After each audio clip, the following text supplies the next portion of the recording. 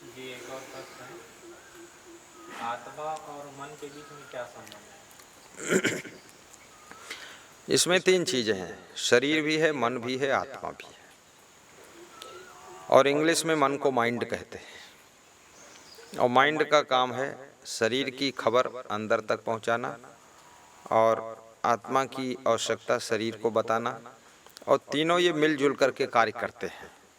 इनका संबंध है कि शरीर तब तक कुछ नहीं करता है जब तक माइंड निर्देशित नहीं करता है, और मन तब तक कुछ निर्देशित नहीं करता है जब तक आपकी अंतरात्मा से प्रेरणा नहीं मिलती है।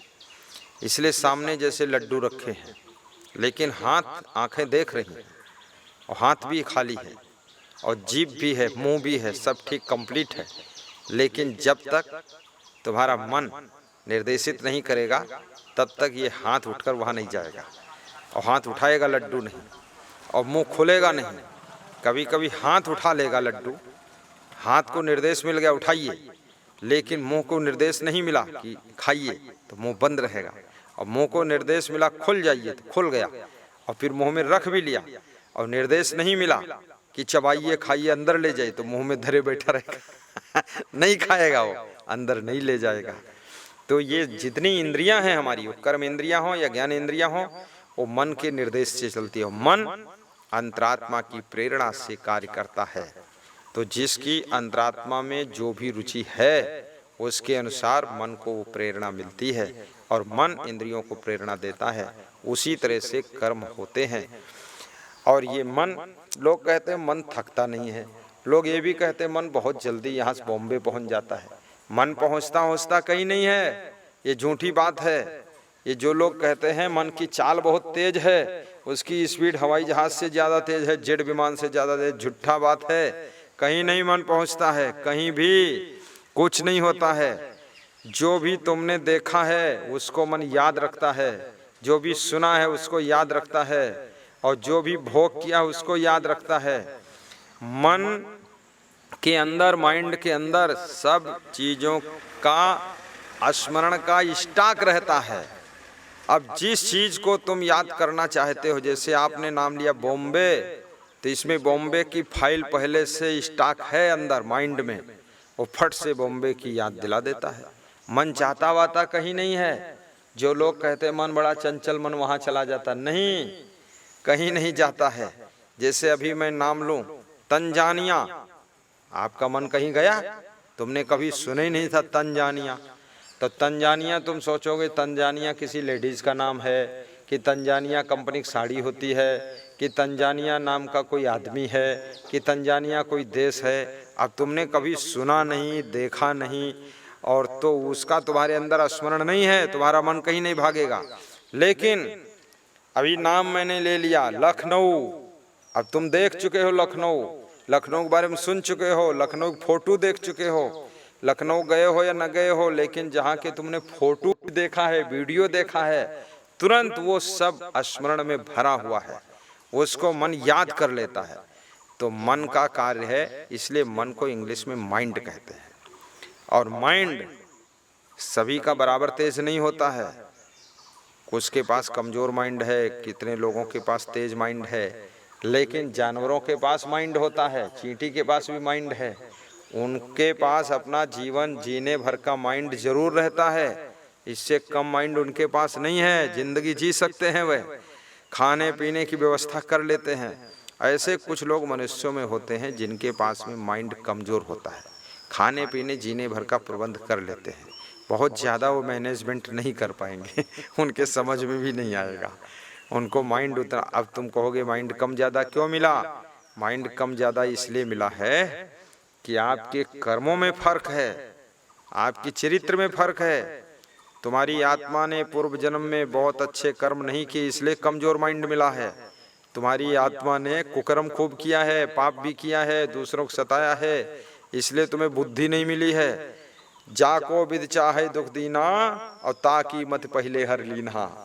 दुख वही पाएगा जिसके बुद्धि नहीं होगी, और गौरव दुख वही पाएगा जिसके पास शुद्धि नहीं होगी, और सुख वही पाएगा जिसके पास सद्बुद्धि होगी, और शांति वही पाएगा जिसके पास विवेक होगा, और यश वही प्राप्त करेगा जिसके पास सुंदर चरित्र होगा। और जिसके पास विवेक होगा उसी के पास में सुंदर चरित्र का निर्माण होगा। विवेकहीन व्यक्ति अपने चरित्र पर ध्यान ही नहीं देता है। विवेकहीन व्यक्ति खाली चित्र पर ध्यान देता है कि मेरा चित्र सुंदर होना चाहिए। वो चित्र सुंदर बनाता है, दूसरों को दिखा दूंगा चित्र, और खूब व्हाट्सएप करेगा चित्र को, खूब उसमें फेसबुक में डालेगा। चित्र बहुत बना रहा है और चरित्र नहीं बना रहा। उसका चित्र भी जो देखता है वो थूकता है कि इसका मुंह नहीं देखना चाहता हूँ, क्यों फेसबुक में आया है बंदर कहीं का, इसको मैं व्हाट्सएप में देखने नहीं चाहता हूँ। नालायक आदमी, इतना चरित्रहीन भ्रष्ट है। लेकिन वो बेशरम आदमी अपना चित्र सब जगह डालता रहता है। कई लोग कहते हैं उनका चित्र देखा बहुत अच्छा था, लेकिन जब उनको नजदीक से देखा तो वैसा नहीं थे। वे चित्र बनावटी स्टूडियो में बनवाया है और रूबरू देखा तो बंदर जैसा है, सुंदर नहीं है। तो ये चित्र से काम केवल नहीं चलेगा। आपका माइंड आपके सत्कर्मों से तेज होगा और आपके पुण्य कर्मों से आपको सद्बुद्धि मिलेगी। और बुद्धिमान होकर यदि जन्म लेना चाहते हो तो याद रखना, अच्छे कर्म कीजिए, अच्छा स्वभाव बनाइए, पुण्य कीजिए, परमार्थ कीजिए, धर्मार्थ कीजिए, गरीबों की भी सेवा कीजिए और सबको मदद कीजिए, आगे बढ़िए, मेहनत कीजिए, परिश्रम कीजिए, स्वास्थ्य को अच्छा रखिए, व्यायाम भी कीजिए, कठोर श्रम कीजिए, क्योंकि कभी कभी शरीर से श्रम न करने से भी आपकी बुद्धि कमजोर हो जाएगी। और बुद्धि को और अच्छा बनाना चाहते हो, पेट का डाइजेशन भी अच्छा रखिए और पुण्य कर्म करोगे तो आपकी बुद्धि बहुत अच्छी आपको मिलेगी। आप बहुत उन्नति करेंगे और आपका माइंड एकदम तेज रहेगा, प्रखर रहेगा। बाकी ये मन हमेशा शरीर में चोट लगती है, शरीर में चोट लगती है। ये माइंड ही उसको एहसास करता है, वो एहसास करके वो आत्मा तक बात पहुंचा देता है कि चोट लगी है कहीं। तो आत्मा से प्रेरणा मिलती है माइंड को कि इसकी व्यवस्था करिए, तो माइंड तुरंत शरीर को प्रेरित करता है कि उठ, पैरों से चल, डॉक्टर के यहाँ पहुंच, दवा ले, मलहम पट्टी करा और फिर वहां से आराम कर और परहेज से खा। तो ये माइंड सब डॉक्टर जो जो बताता है उसको भी माइंड याद करता है। तो माइंड का बहुत बड़ा महत्व है। मन एक ऐसे है जैसे नदी में बना हुआ सेतु इस किनारे को उस किनारे को जोड़ता है, ऐसे ही शरीर और आत्मा को जोड़ने वाला सेतु ये मन है, ये माइंड है। लोग कहते हैं मन बड़ा चंचल है और कितना इसे समझाऊं, जितना समझाऊं उतना ही मचल जाए। ये सब बातें झूठी है। जितना समझाऊं उतना मचल जाए, कैसे मचल जाए, क्या है ये, क्यों मचल जाएगा? आप इसको समझाने की बहुत जरूरत नहीं है, ये कोई नासमझ नहीं है। तुम अंदर से गलत प्रेरणा दे रहे हो इस माइंड को, इसलिए माइंड गलत चिंतन करता है। अंदर से गलत प्रेरणा देना बंद कर दो।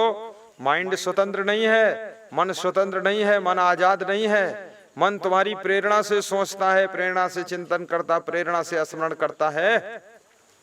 जिस चीज में तुम रुचि नहीं लेते हो उसको मन स्मरण नहीं करता है, मन भी उसमें रुचि नहीं लेता है। और जिसमें तुम अंदर से रुचि लेते हो मन उधर भागता है। मन हमेशा तुम्हारा साथ देता है। जिधर जिधर तुमको अंदर से रुचि होगी उधर उधर मन आगे आगे सोचेगा, आगे आगे सेटिंग करेगा कि ये चीज तुमको प्राप्त कैसे हो। आप अपनी रुचियों को शुद्ध कीजिए, रुचियों को बदलिए, इंटरेस्ट को चेंज करिए, आप सही रास्ता चुनिए तो आपका मन सही रास्ते पर आपको ले जाएगा, वहां मदद करेगा। मन तो जैसे पैसा है, पैसे से दारू भी मिल सकती है, दूध भी मिल सकता है, पैसे से डंडा भी मिल सकता है, गाजर मूली भी मिल सकती है, पैसे से सब मिलता है। आपको लेना क्या है? ऐसे मन सब तरफ काम करता है। कुकर्म में लगाओगे तो भी इनकार नहीं करेगा, सत्कर्म में लगाओगे तो भी अस्वीकार नहीं करेगा, और जहां लगाओगे वहीं ये लग जाएगा। लेकिन लगाने वाला कौन है? लगाने वाले तुम हो। कभी कभी तुम कहते हो आज मेरा मन दुखी है, आज मेरे पैर में दर्द हो रहा है। ये मेरा मन कहने वाला कौन है? ये मेरा पैर कहने वाला कौन है? मेरी आंख कहने वाला कौन है? मेरा घर कहने वाला कौन है? यानी ये कहने वाला जो है ये मन से अलग है, वही तो कह रहा मेरा मन। ये शरीर से अलग है, पैर से अलग है, आंखों से अलग है, मकान से अलग है। जो कह रहा है मेरी आंख, मेरा कान, मेरा पैर, मेरी टांग, मेरा मकान, मेरी दुकान, और मेरी पत्नी, मेरा पति और मेरा घर बार और मेरा मन परेशान है। मेरा मन परेशान है यानी मैं नहीं परेशान हूं। मेरा मन दुखी है यानी मैं नहीं दुखी हूं। तो मेरा कहने वाला कौन है? मेरा कहने वाले तुम हो। तो तुम कौन हो? तुम वही शुद्ध बुद्ध चैतन्य स्वरूप अमर अविनाशी आत्मा हो, चेतन हो, जीव हो। अपने आप को समझो। ये मन कभी चंचलता नहीं करता है। ये तुम्हारे तन राता मन जात है। तुम्हारे इंद्रियों की जो उत्तेजनाएं हैं, तुम्हारे शरीर का जो जोश है और तुम्हारी आत्मा की उधर जब प्रेरणा हो जाती है, क्योंकि जवानी तो सबको आती है। ऐसा नहीं रावण को जवानी मिली थी, राम को नहीं मिली थी। साधुओं को भी जवानी मिलती, डाकुओं को भी जवानी मिलती, व्यभिचारियों को जवानी मिलती, ब्रह्मचारियों को भी जवानी मिलती, चोरों को जवानी मिलती, दानियों को भी जवानी मिलती, सबको जवानी मिलती है। लेकिन एक आदमी अपनी जवानी को कंट्रोल कैसे करता है, दूसरा आदमी जवानी में बेकंट्रोल कैसे हो जाता है, कितने पाप करता है, कितने रैप करता है, कितने बेविचार करता है, कितने कुकर्म करता है, मर्डर करता है, बवाल बनाता है। क्योंकि उसके पास विवेक नहीं है, सत्संग नहीं है, उसके पास में सद्बुद्धि नहीं है। इसलिए मनुष्य जीवन में सत्संग की खोज की गई, आध्यात्मिक सदग्रंथों की खोज की गई। आध्यात्मिक सदग्रंथ पढ़ने से, उनका अध्ययन करने से, दिव्य महान आत्माओं का दर्शन करने से और उनके प्रवचन सत्संग को श्रवण करने से हमारा मन शांत रहता है। फिर हमारी अंदर से रुचियां शुद्ध हो जाती हैं, फिर हम मन को अच्छे कार्य में लगा देते हैं। इसलिए मन को गाली मत दीजिए, आप अंदर से अपनी रुचियों को सही करिए। आप जैसी प्रेरणा देते हो वैसा आपका मन काम करता है। इस तरह से मैंने आपको मन के बारे में थोड़ा समझाने की कोशिश किया है। मन को जहाँ लगाओगे वहाँ लगेगा। मन कोई स्वतंत्र नहीं है, मन के मालिक तुम हो। इसलिए तुम अपने आप को शक्तिशाली हो, शक्तिशाली समझो और अच्छी प्रेरणा दो। बहुत बहुत धन्यवाद, शुभकामना।